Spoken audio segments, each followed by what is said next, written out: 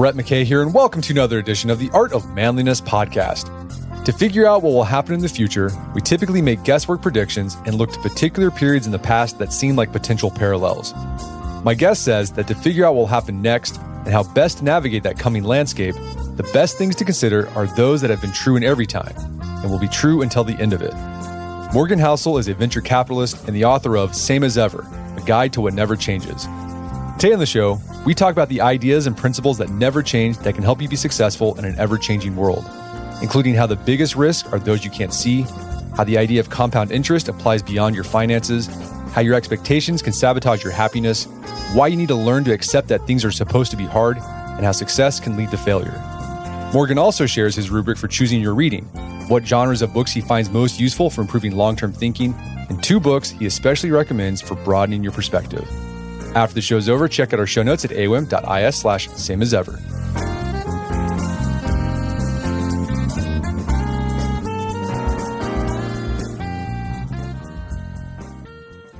All right, Morgan Housel, welcome back to the show. Thanks so much for having me back. Appreciate it. So you got a new book out called Same as Ever, a guide to what never changes. In the introduction of this book, you note that Jeff Bezos says that he's often asked what's going to change in the next 10 years. And that he says, quote, "I almost never get asked the question, what's not going to change in the next 10 years? And then he says, and I submit to you that the second question is actually the more important of the two." Why is the question or the answer to the question, what doesn't change, more important? So much of this just came from my experience. It kind of led to cynicism in the financial industry of how bad we are at forecasting. As a whole industry, forecasting the next recession, forecasting the next bear market, or even like in politics, who's going to win the next election. We're terrible at it. We're absolutely abysmal at it. And so there's 2 things you can do with that insight. One is you can become even more cynical and just say nobody has any idea what the future is going to hold. Or you can kind of take the Bezos approach and just say, look, let's just focus on what we know is not going to change. What is just an innate part of human behavior that has been happening for hundreds of years and will continue to happen hundreds of years from now. And so often I love history. I love all kinds of history. And it's so common that whatever you're reading, no matter what the time period is, no matter what the country is, that you see all these common denominators of how people behaved 100 years ago, 200 years ago. And you will say to yourself, you're like, oh, that's exactly what people do today. Particularly, my background is all in finance. So if you look at how people responded to the Great Depression, or even some of the big stock market declines in the 1800s, it's exactly the same way it is today. It's overconfidence that leads to panic. Like none of those things change. So let's take that and say, like, look, nobody knows where the stock market is going to go next. Nobody can predict that. But we know exactly how people respond to greed and fear. We know exactly how people become overconfident. We know exactly how people panic at the wrong periods of time. It's because it's always been like that. So let's focus on that if we're going to have some sort of vision of the future, rather than pretending that we know what is going to change. Right. By focusing on the things that don't change, you increase your chances of success, even in the face of setbacks. You have a great quote from Naval Ravikant, where he talks about there's 1,000 parallel universes and you want to be successful in 999 of them. And the way you do that is you focus on the things that probably won't change in any of those parallel universes. That's it. That's it. And like by doing that, you're going out of your way to remove luck and chance and serendipity out of the equation. And you just want to situate your life and go about your life day to day so that you are doing things and focused on things and paying attention to things that you know are going to be part of your future. And then luck and serendipity will play its role on its own. But rather than assuming that, oh, because this person was very successful, this person got very rich, and trying to figure out how they did it, what was their secret, by and large, those are things that cannot be replicated by you or anyone else, or even themselves, because they were specific to one time period. But if you're focusing on the things that never change, you give yourself the highest chance of being successful. So let me just give you like one quick example of this. If you were looking at Warren Buffett as somebody to look up to, there are a lot of different things that you could take away from his success. But how he picks stocks and the exact stocks that he picked, back in the 1960s and 70s, you can't replicate that today. But can you replicate his patience and his endurance? Like, yeah, probably. So that's something that is worth paying attention to rather than all the other things that you cannot replicate. And by the way, like he can't even replicate those things. So big picture, what are the types of things that don't change? It sounds like it's human behavior is what you've been focusing on. That tends to be it. There's a quote that I use at the start of the book from Voltaire, a very old quote where he says, history never repeats itself, but man always does. And that's really it. It's like the details of history always change. So like compare the Great Depression to 2008. The details were totally different because we had derivatives. We had all these kind of like new financial instruments. The details were different, but man never changes. So how people respond to greed and fear, that never changes. So yeah, it tends to be these innate parts of human behavior that keep happening over and over again. Gotcha. So in the book, you explore 23 different ideas that never change. In the first one, you explore that the big events in life are often the result of tiny, random, and unforeseeable events. And you share a personal story that brings this idea home to readers. Can you share that story with us? Yeah, so I grew up as a competitive ski racer in Lake Tahoe, California. And ski racing is an interesting sport. It's obviously not baseball, football, basketball. It's one of those weirdo sports that people don't pay that much attention to. And one of the things that's kind of quirky about it is that most ski racers who get serious about it view high school as a nuisance that gets in the way. So I and all my other ski racing friends doing this, we more or less bypassed high school. We did this independent study program that let us ski 6 days a week, 10 months a year. And it was great. So I grew up with about 12 other ski racers on the Squaw Valley ski team. And we had known each other since we were children. We skied 6 days a week. Like it was a pretty awesome childhood. And one day in February of 2001, myself and two of my best friends, Brendan Allen and Brian Richmond, were skiing. And we used to ski out of bounds quite a bit, which if you're not familiar, that's when you duck under the ropes that say do not cross. And because that's where you get some of the best skiing. It's untracked, you get the place to yourself. So we did this quite a bit. And when we did it, we would often get, there's no chairlift at the bottom when you ski out of bounds. So we would often ski out to like a backcountry road and then we would hitchhike back.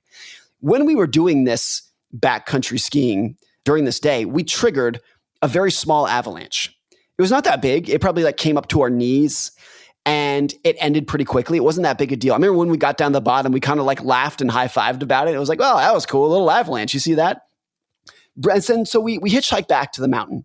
And Brendan and Brian wanted to do that run again. They said, hey, that was great. Let's go do it again.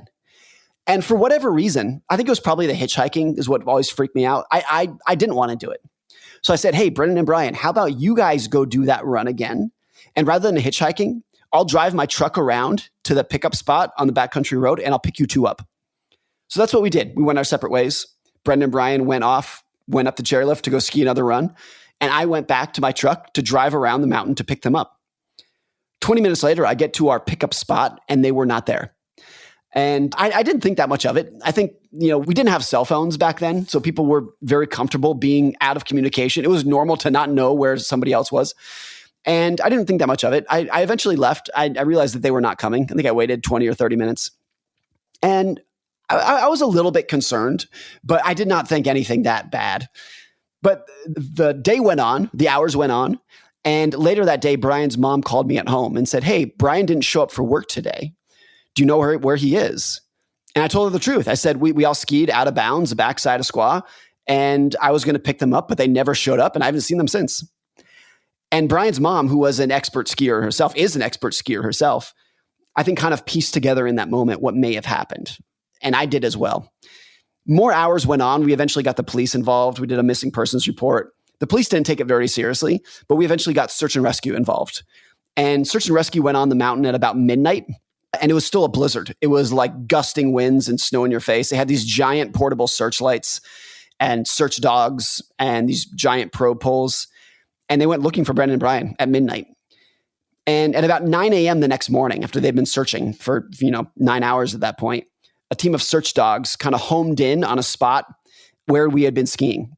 And it had been a massive, massive avalanche field. The search and rescue team found this enormous avalanche debris field from what was clearly an enormous avalanche that had taken place the previous day. And the search dogs kind of honed in on the spot. And rescuers with probe poles, these giant probe poles to search down, found Brendan and Brian buried under 6 feet of snow in the avalanche field. And they were dead, of course. And I always have to preface this story by saying, like, I know that everyone listening to this, and you, Brett, have lost somebody close to them. I know I'm not unique in this. Maybe the details were unique, but it had, of course, a huge impact on me. I was 17 at the time. So were Brendan and Brian. We're 17 years old. And one of the things that it took me a while to really piece this together, but was the fact that if I had gone on that second run with them, 100% chance I would have died as well. And these are two people that I had been growing up with skiing. And I skied with them that morning, and then I declined a second run. And of course, the initial trauma, and still the trauma and the pain today, is losing them. But it was this always like, maybe it was some form of survivor's guilt of being like, gosh, the most important decision that I ever made in my entire life to this day was not taking that second run with them. And then you realize how fragile life is, because I did not really contemplate that decision to not do it with them. I didn't weigh the pros and cons. It was not a risk adjusted. It was just a random decision. Hey, why don't you guys go? I'm gonna stay back. And that was the most important decision I've ever made in my entire life.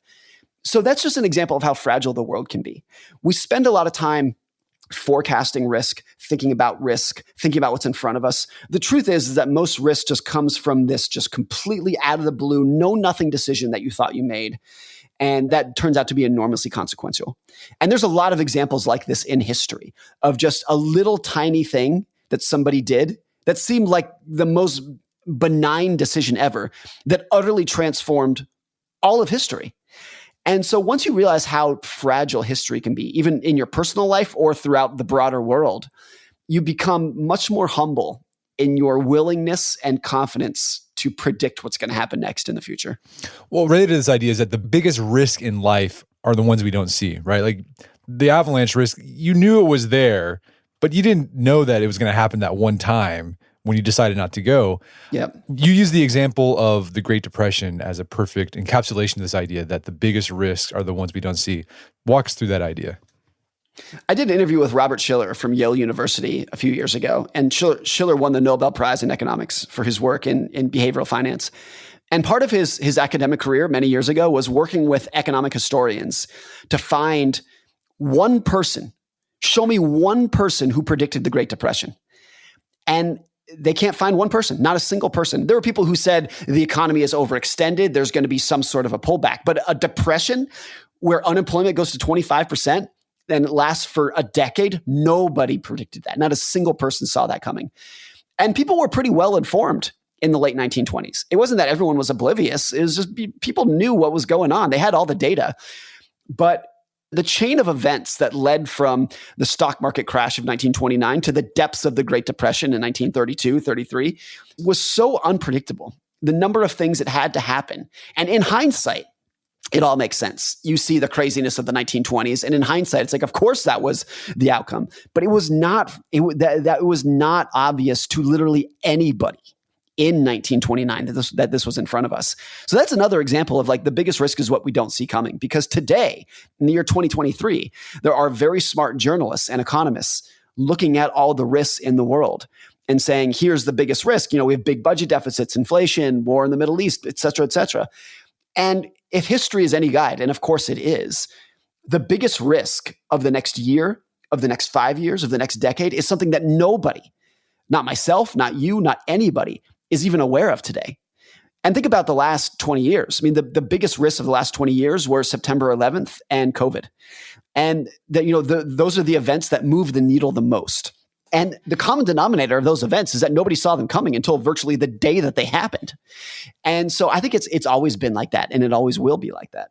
So how do you prepare for risks that you can't see? I think there is some truth that by definition, you can't.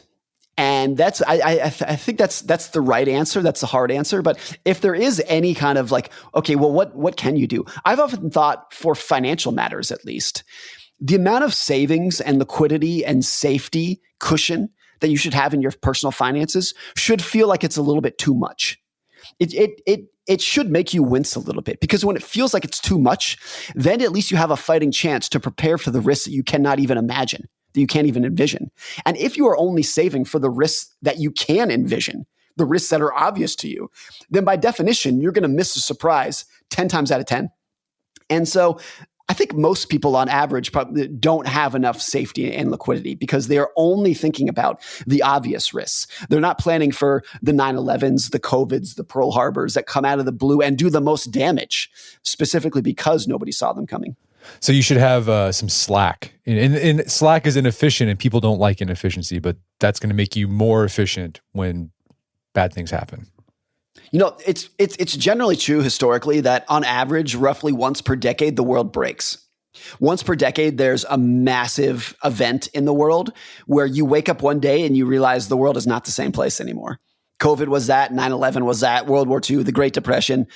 It's usually been like that. And during that one moment per decade, the excess slack, the capacity, the cash that you have in your savings is going to become the most valuable asset that you've ever had in your life.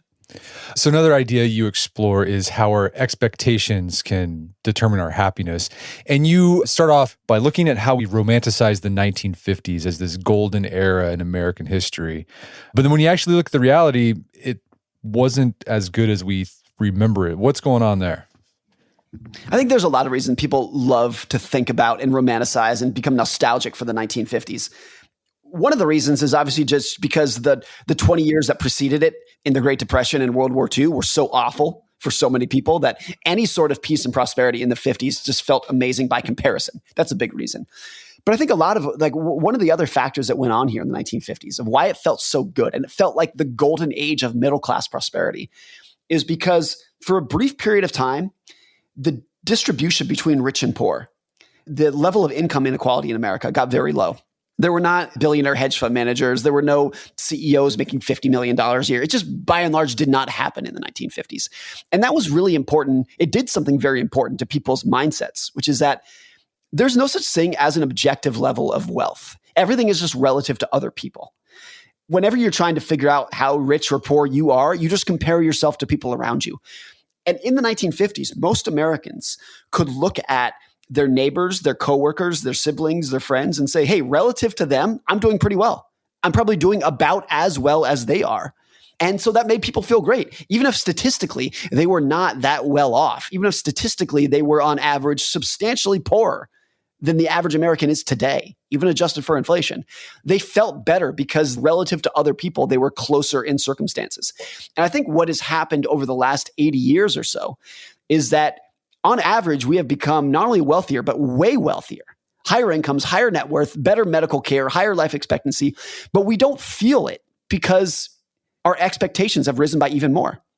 So if your income doubles, but your expectation triples, you feel worse off, even if statistically you're doing twice as good as you were before.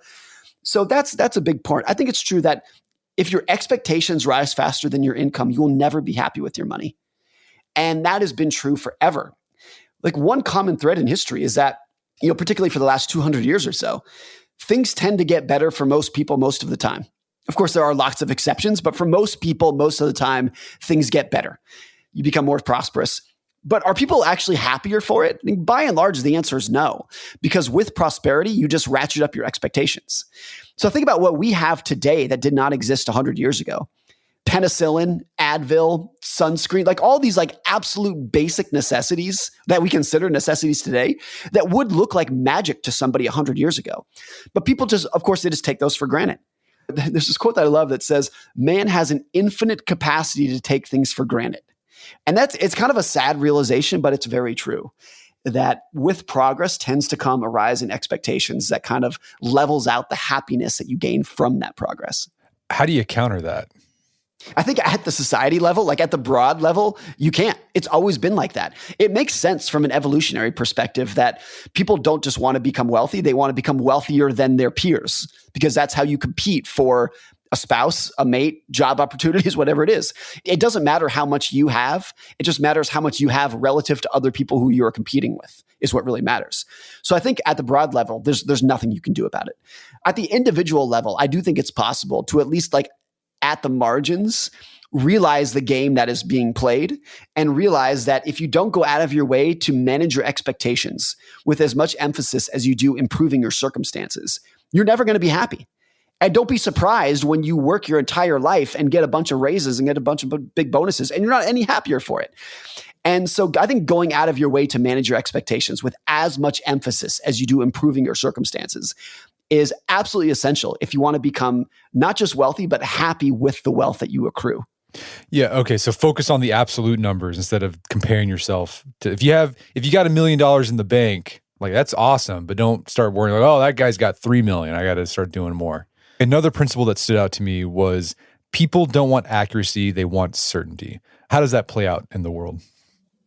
It definitely plays out with like commentary online and news, and when people are like listening to their favorite pundit, by and large, you don't want a pundit who is right. You want a pundit who makes you feel better. And there's a quirk in punditry where if you tell people what they want to hear, you as a pundit can be wrong forever without penalty. Because when people watch a political forecast or a stock market forecast, really what they want is to reduce the uncertainty that they have in their head that is causing them some amount of pain and anxiety. Because everyone, I think, intuitively knows how uncertain the world is. Could go this way, it could go that way. And that uncertainty hurts. It's not very fun. But so when you find somebody who says, hey, I actually know exactly where the stock market's going to go next. I know exactly who's going to win the presidency. I know exactly, how the world's going to play out. We latch onto that because it instantly reduces the uncertainty that we have in our head, even if we intuitively know that what they're saying is bullshit. And so there's a very long history of that. And I think it plays a role in an enormous degree in investing and politics, of people just latching on to the person who is pounding the table with the most certainty, even if how the world actually works is a lot of nuance and gradation and working in probabilities without certainties. Yeah, I've read, and I think you talk about this in the book, that when it comes to certainty, people who in the investment world who are like perma bears, you're always constantly saying, oh man, the economy's going to crash. There's a tendency for people to take that person more seriously because that sounds smart compared to the person who's optimistic about the future. Because if you're wrong that the economy is going to crash, well, no one really cares because everything's fine. But if you're wrong saying everything's awesome and then everything turns out to not be awesome, you don't like that guy. It's definitely true that historically, optimism makes you sound kind of aloof and detached and not very smart. And pessimism makes you sound smart. Like pessimism always sounds smarter than optimism. If I were to say, hey, there's a Great Depression coming, stock market is going to crash 90%, you're going to lose all of your money, most people will like sit up in their chairs and pay attention to that. But if I were to say, hey, I have a stock that's going to double in the next year, a lot of people would be like, that sounds like a sales pitch. You're pulling my leg. I don't believe that. And again, like from an evolutionary perspective, it makes sense that people are more attuned to threats than opportunities because you have to survive the threats in order to benefit from the opportunities. So we're always going to be more attuned to the pessimism than we are the optimism. The irony, though, is like if you are a student of history and you know people's ability to solve problems and become more productive, and for in a capitalistic society for that to accrue to you as an investor, you should be an optimist. Like your default assumption should be optimism, even if the pessimism is so much more seductive and will capture your attention in ways that optimism never will. How have you learned to get more comfortable with uncertainty? I think for me, it's just been a massive room for error in my finances. But I think the honest answer to that question is I don't know if I have. I think I'm prone to anxiety as much as anyone else.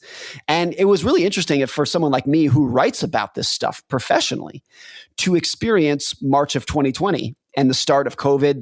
That was the intense lockdown month. The stock market fell 40% during that period. And I didn't sleep very well during that period. It was like, even if you know what the right response is to do, once you're in the trenches, so to speak, everyone I think is kind of naturally hardwired. The caveman part of their brain is to be anxious and uncertain about parts of the world that you don't understand. Like that's a survival mechanism. So in some ways I can't, but I think having some degree, I think a core to a lot of this is just basic humility. The humility that we have no idea what's going to happen next.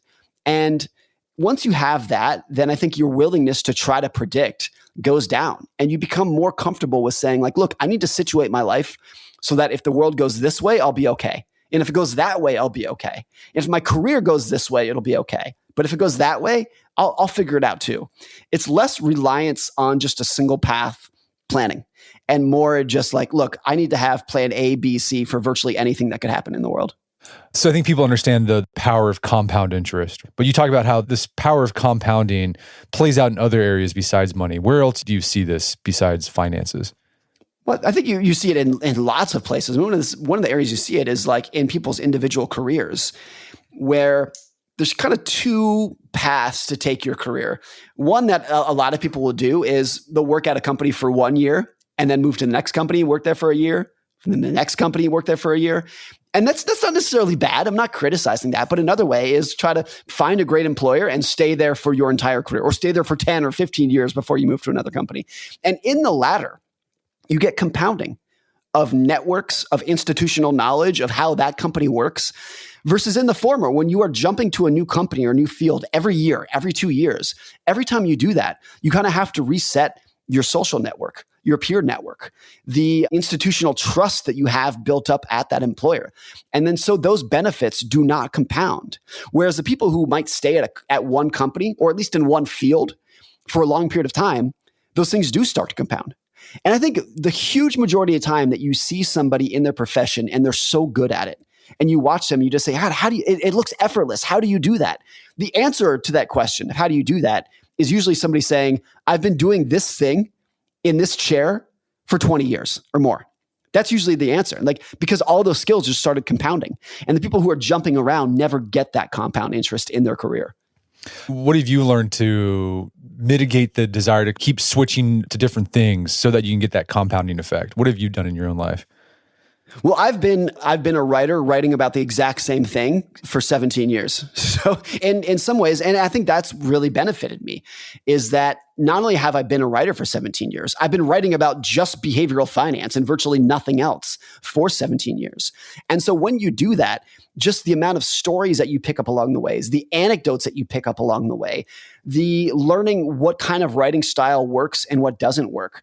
There's the only way that you can learn stuff like that is just through not only experience, but years or decades of experience.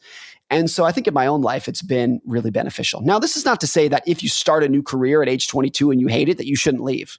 Or if you have an employer that sucks, that you shouldn't find a new employer. It's not to say that whatsoever. It's just a recognition that there is so much benefit in terms of compounding to sticking with one thing and using years or decades of hard-fought experience to gain that knowledge and that skill. We're going to take a quick break for a word from our sponsors. And now back to the show. Another principle you talk about is that there's a competitive advantage to imperfection. And we kind of touched on this a bit earlier. So what are the downsides of chasing complete optimization? It seems like intuition that people would say oh, you want to be as efficient as possible. And there's definitely this efficiency fetish among businesses. We want to become as lean as possible, as efficient as possible. One example of how starkly this backfired was in 2021 when supply chains were really broken. You had, at that time, more consumer demand for things like new cars and washing machines than virtually ever before. It was a record amount of demand. But those car companies and those washing machine companies could not keep up with it because their supply chains were so quote unquote efficient that they didn't have any slack in them. And all those companies would have been so much better off financially if they had slack in their inventory. If they had, parking lots filled with unsold cars, they had the slack in their inventory so that when demand changed, they could respond to it. But because they had spent so many years just saying, just in time inventory, if we're only going to stock the exact number of cars that we are capable of selling over the next 2 days, it was such a tight efficiency supply chain that when demand increased a little bit, the whole system fell apart. The whole system virtually collapsed. And so that's one example of if you have a little bit of room for error and slack and you go out of your way to not be efficient, there's actually a tremendous amount of value in that. Tim Ferriss, who of course wrote the 4-Hour Workweek in I think 2007, he had spoken about this recently. I don't want to put words in his mouth. I want to make sure I'm getting this, this mostly right at least. But he's gone out of his way to become, in the last couple of years, to be less efficient in his life. There's actually a lot of value in being less efficient and just kind of letting your day play out as it's going to play out and letting serendipity hit you in the face when it wants to once in a while, rather than having everything perfectly scheduled. At 9 o'clock, I'm going to do this. At 11 o'clock, I'm going to do that. There's actually tremendous value to just free floating around and seeing what happens. And you only do that when you recognize the value of an inefficient life. Yeah, so you can do this in your personal life with your cash savings. So instead of having all your money allocated in some investment, it's good to have a good amount of cash in a savings account somewhere. And you might think, oh that's just a big waste. I could be investing that and getting compound interest, but you might need it. An emergency could pop up, or there could be an opportunity where if you had cash, you could jump on that opportunity. And then you can also do this with your time. In your book, you talk about being willing to set blocks of your day where you're not doing anything, you're not being productive, because that can open you up to new opportunities. Like that's when you get new ideas when you're not doing anything. Yeah, I think how you schedule your day is really important. That a lot of, particularly like the type A, super ambitious people will want to schedule their day to get the most out of it. And I think that is by and large a mistake. If you have just several hours a day of unstructured think time on your schedule, you will find that in hindsight, those will be the most productive hours of your day. Because good ideas rarely come when you're sitting at your desk and you're like, okay, 9 o'clock is my hour to come up with a good idea. That usually doesn't happen. Most good ideas come when you're going for a walk, you're in the shower, you're at the gym. It's these unstructured kind of free-floating times when you let your mind wander that creativity really starts to spark. So particularly if you're in a creative field, I think the more creative your field is, the less structured you want your day, the more open you want your calendar. Even if that feels inefficient, that's when the good ideas are actually going to strike you.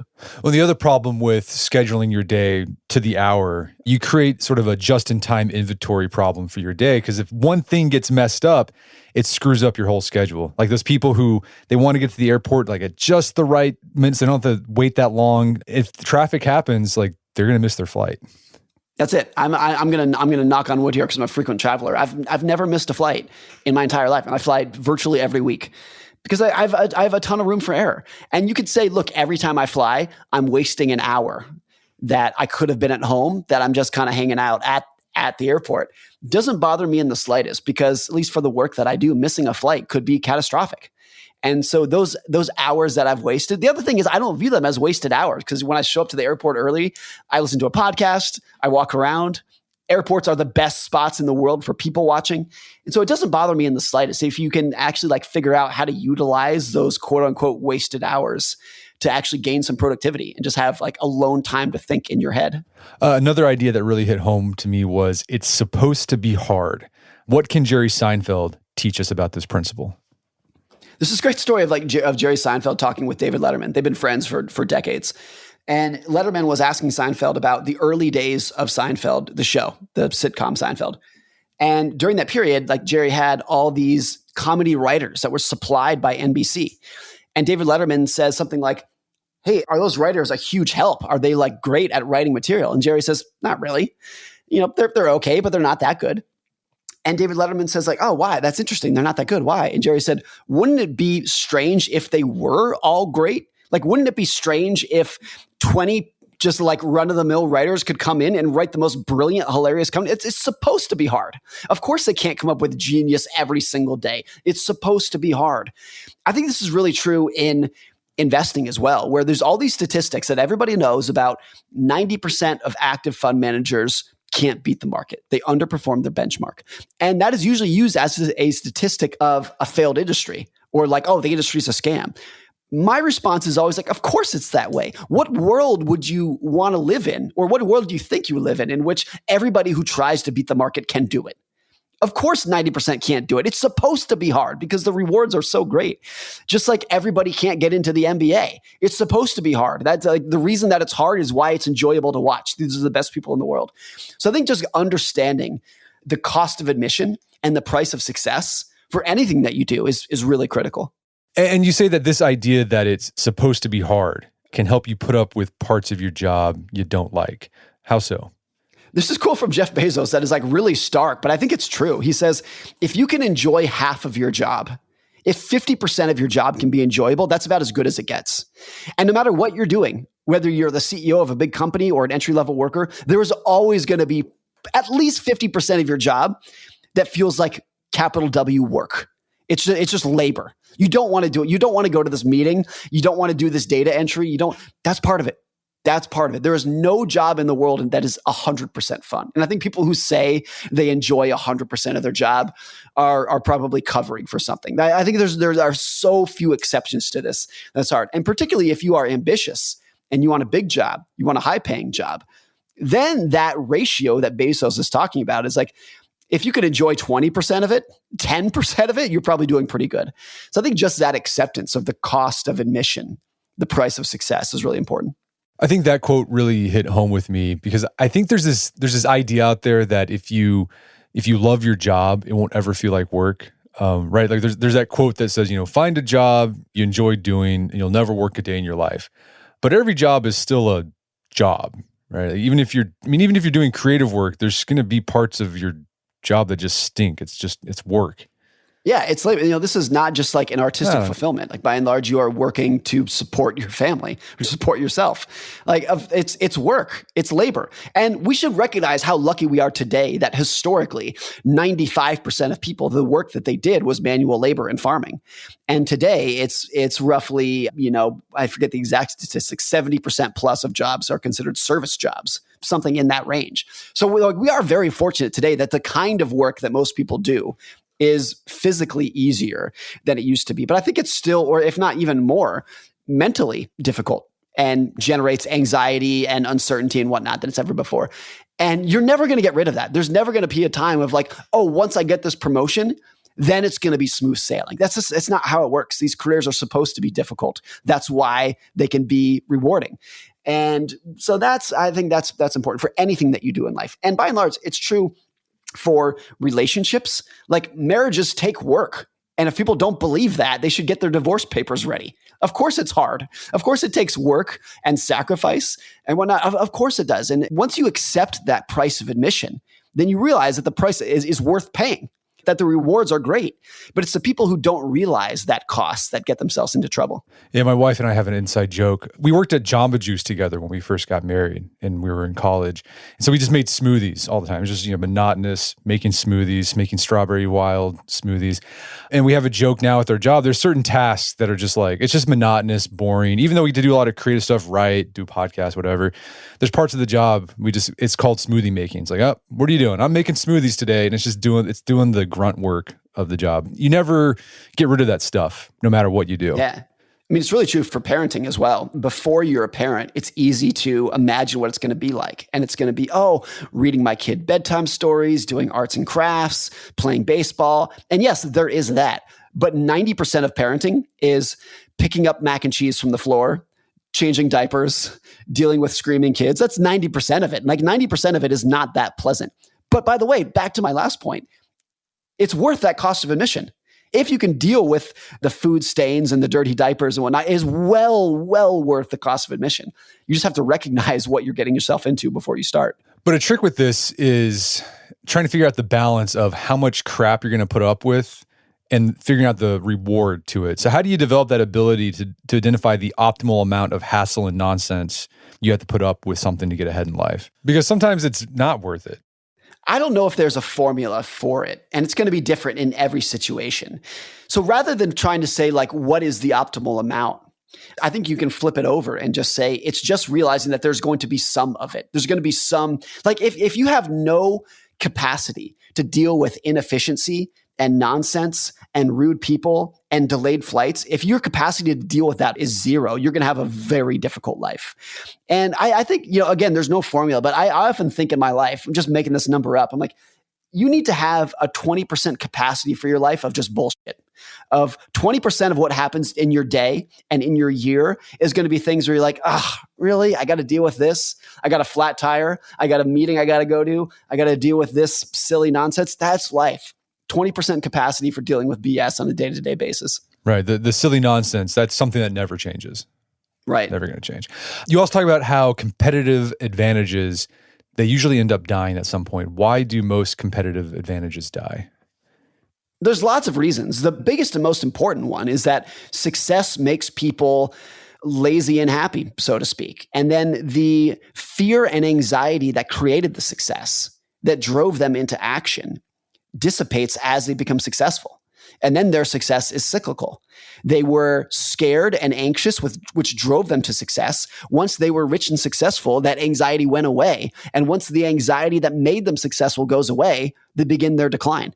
So that cyclicality of success, you see it everywhere at the individual level, at the corporate level, even like the nation level, you can see that. You see it in the United States. And so realizing that most competitive advantages die makes you more aware of what it takes to succeed and just going out of your way to ask the question, what is my competitive advantage? A lot of people will assume that their competitive advantage was intelligence or some level of skill. And sometimes that's the case. That's usually at least some part of it. But for so much of this, whether it's in sports or careers or relationships, what made you successful was fear. You woke up scared every morning, and that fear drove you into action. And once your success eats away at that fear and you become fat and happy, so to speak, that's the danger zone. That's when you're really at a lot of risk, is when you feel you're at the mountaintop and you can kick your legs up and relax a little bit. That's the danger zone. Yeah, you give the example of Sears as a story of a brand or a company that had a competitive advantage, but their success actually led to their downfall. It's like Sears became so ridiculously successful in the 70s and 80s that I think they got egotistical. And they were like, look, we're really good at selling socks and underwear. We should now become a bank. We should become a stock brokerage. They started buying. They bought Dean Witter and they bought Discover Card. They bought all these crazy things that they had no idea what they were doing. And I think it was just, they became so successful that they thought they could do anything. And once they let that focus drift, then Walmart and Target and eventually Amazon just came in and ate their lunch. And this was a company that had been so successful at chasing off competitors for 100 years. And then in the course of 10 or 15 years, they lost everything, just went up in flames. And so that's one example, but that's the most common story for successful businesses. And without making any kind of predictions here, you can easily imagine a world in which 30 years from now, at least one of Amazon, Google, Microsoft, Tesla, those big companies will be out of business. I have no idea which one, but just historically speaking, that should be your baseline scenario. That's historically how it's worked. I mean, if you go back even to the late 1990s, not that long ago, the big companies were Kodak, AIG, Citigroup, General Motors. All those companies either don't exist or went bankrupt, even if they still exist. But those were the behemoths back then. Sears, of course, was in there, JCPenney's. And 20 years before that, it was IBM and US Steel and all these companies that even though they still exist, they are shells of their former selves. So that's the most likely outcome in these situations, is that former companies that had massive competitive advantage, similar to what Apple and Amazon have today, they eventually lose it. Well, in your own life, what can you do to counter this tendency for your competitive advantage to decline because you get lazy? I think to some extent, I really admire the people who quit while they're ahead. And obviously, most people just can't just quit their job whenever they want to. I mean, hopefully they'll retire someday. But I really admire the people who say, look, it was stress and anxiety that got me here, and I don't want to be stressed anymore. So rather than becoming lazy on my job, I'm going to quit. The best example to me of that was Jerry Seinfeld, whose show was on top of the world in 1998. It was the biggest it had ever been. And for various reasons, he realized that what made the show so great at least had the potential of dissipating. And he said, the only way to know where the top is to experience the decline. And he said, I had no desire to do that. So when the show was absolutely at its peak, it had never been bigger, he quit. He pulled the plug. And that is so hard to do. But I really admire those people who realize that it is way more beneficial for your reputation, your legacy, for your mental health, for your financial well-being. It's way better to quit while you're ahead than it is to experience the decline after you lose the skill that made you successful to begin with.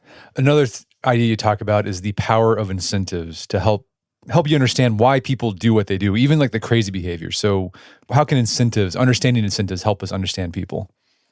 I think a lot of times when you see somebody do something crazy or even evil, it's easy to just say that person is a bad person. That's an evil person. And very often that is the correct answer. Very often you can just end there. I think what people overlook is that there are a lot of things that they themselves, you yourself, me, myself, would do if we had the right incentives. So like one example here, after the financial crisis of 2008, it was very easy to point the fingers at the greedy Wall Street bankers who ruined the economy. And by and large, that actually was the accurate criticism. There's nothing wrong with that criticism.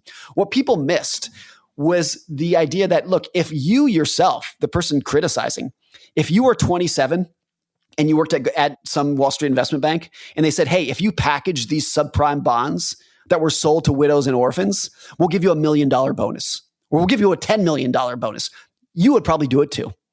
It's so easy to criticize without realizing the incentives that will do it. And most people don't understand the boundaries of their morality and how those boundaries can be influenced by the incentives of the system that they are operating in. And that has a big impact. I think it makes a lot of people more cynical than they could be. And it also makes people ignorant to how fragile the world can be. Because if you think like, oh, myself and everyone around me, we're good people, we're moral people, and we would not do X, Y, and Z, you're going to miss the periods in which the incentives are dangled in front of you that will cause you to do those things. And therefore, like those people, I think by and large, underestimate wars, financial crises, whatever it might be. And you look at a war or a financial crisis and you say, how could somebody possibly do that? And most of the time, the answer is because that person has incentives, social incentives, religious incentives, nationalistic incentives, financial incentives that would actually make you possibly do that similar thing if you were in their shoes. Yeah, and you see this with when you go to a doctor or maybe a financial advisor or maybe some sort of coach, and you're looking for advice, and they have an incentive to make it look like they're offering you good advice. So they're going to tell you to do something, even when maybe the more appropriate response would be like, well, actually, you don't need to do anything about this.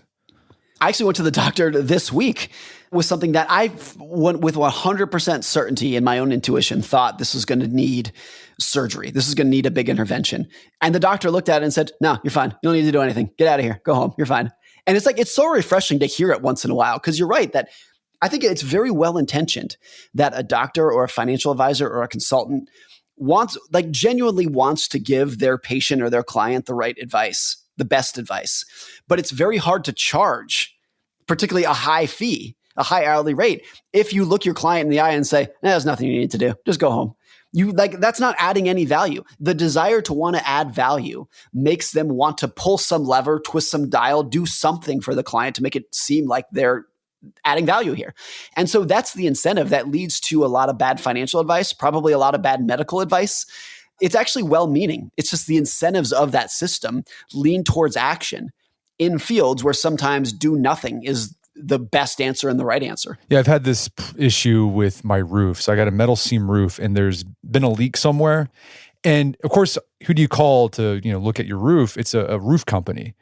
Every time I've brought out a roof company, every single one of them has tried to sell me a roof. I finally found a company that said, no, we just need to make this one patch and you're good. But every other company is like, no, you need an entirely new roof. And then you understand, it's incentives. What is that Warren Buffett quote? Like, never ask a barber if you need a haircut, because he's always going to tell you need a haircut. That's it. Here's what's so interesting about it when you say that. I'm willing to bet that when you do need a new roof, you're going to go back to that guy who told you that you don't need one, because he just gained your trust. So the irony here is, if you can actually push back against those incentives, you actually build a huge amount of trust. And that trust is going to be the biggest and most important financial asset and financial driver that you have over time. Or if your neighbor or your sibling or whatever needed a new roof, you would probably recommend them to that person who just declined an opportunity to give you a new roof. So what all these ideas have in common is that it requires you to look at life and the world with a long-term view, right? You can't just think about this situation because things are constantly changing, but all these things we talked about, they happen on the long term. You mentioned in the book that you started reading more history books to get better at long-term thinking. Were there any books in particular that had a big impact on your thinking, like history books? There's one that really sticks out. It's a book called The Great Depression, A Diary. And self-explanatory title. It was written by this Ohio lawyer in 1930, or in the 1930s, named Benjamin Roth. And he was a bankruptcy attorney in Youngstown, Ohio. And he just kept a very elaborate diary. It was his personal diary of what he witnessed during the Great Depression and how people in his town were dealing with the decline. And since he was a bankruptcy attorney, he really had a front row seat into how the Depression was playing out. And his son published it in 2010. And I think it's inadvertently the best economic book that's ever been written, because there's no hindsight bias in it. Most books about the Great Depression or books about World War II have hindsight bias. You know how the story ends, and that colors the opinion of the person writing it. But in 1932, Benjamin Roth did not know how it was going to end. He didn't know if it would ever end, the Great Depression. So when he's writing about it, it's so raw, and you really feel the emotions and the uncertainty that they were dealing with.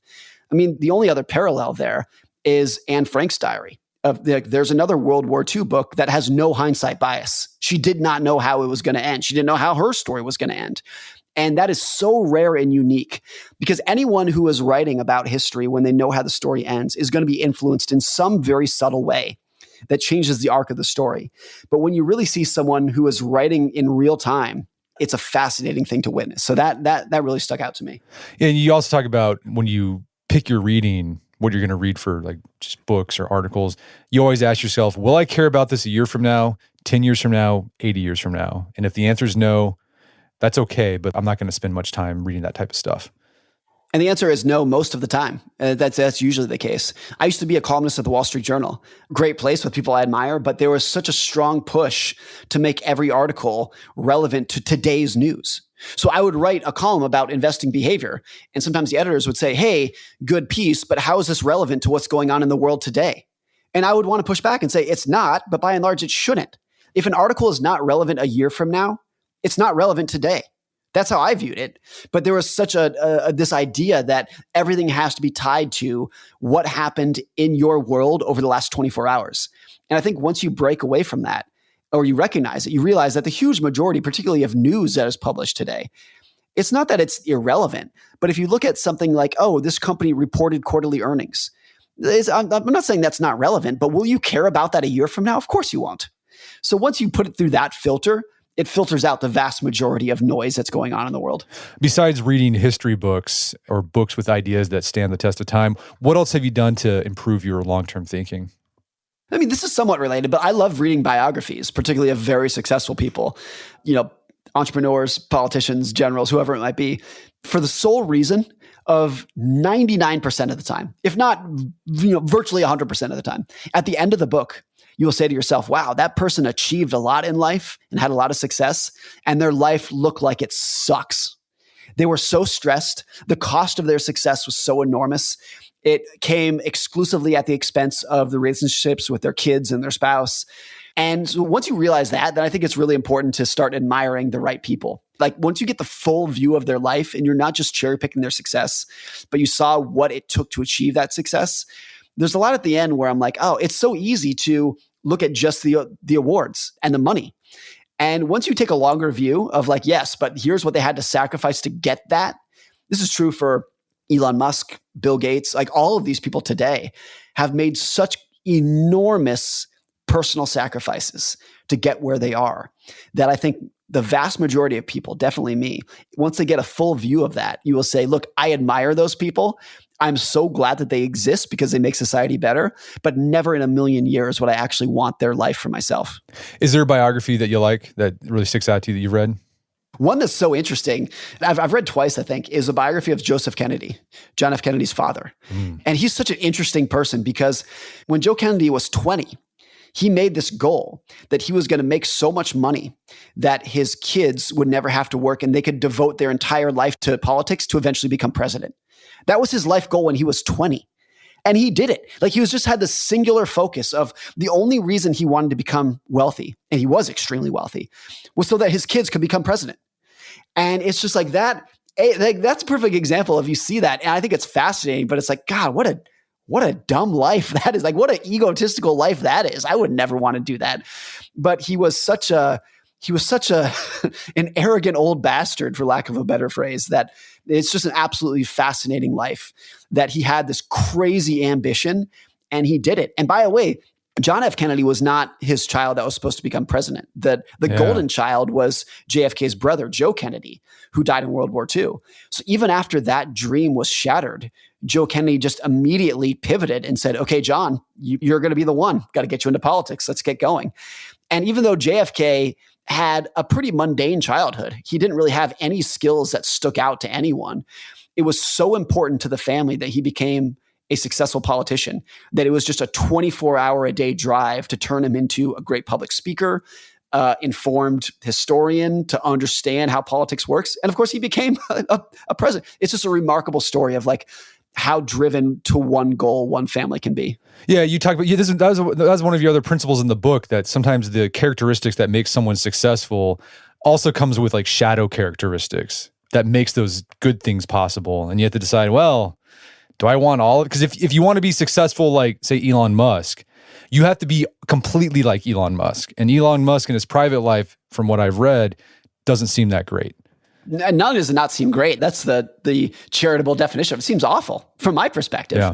You know, what makes me happy in life, and I'm sure I'm not rare in this, is like hanging out with my wife, hanging out with my kids, going for walks, having dinner with my family. And what you see for the huge majority of these people who are mega successful is that the mega success came at the direct expense of their family and personal life. Bill Gates talks about when he was really active in Microsoft, he went 30 years without taking a day off. He worked 7 days a week for 30 years. And it's like, that's, again, I'm so grateful that he exists and people like him exist because they create all this new technology that I benefit from. But be careful when you are idolizing these people.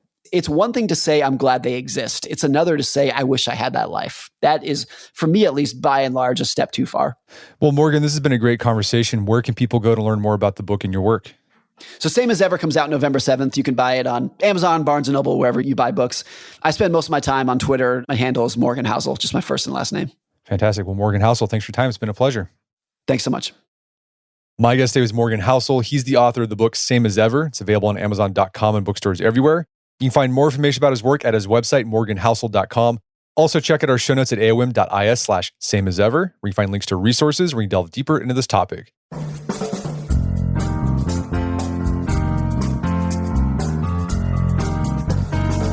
Well, that wraps up another edition of the AOM podcast. Make sure to check out our website at artofmanliness.com, where you can find our podcast archives, as well as thousands of articles that we've written over the years about pretty much anything you think of. And if you haven't done so already, I'd appreciate it if you take 1 minute to give us a review on Apple Podcasts or Spotify. It helps out a lot. And if you've done that already, thank you. Please consider sharing the show with a friend or family member who you think would get something out of it.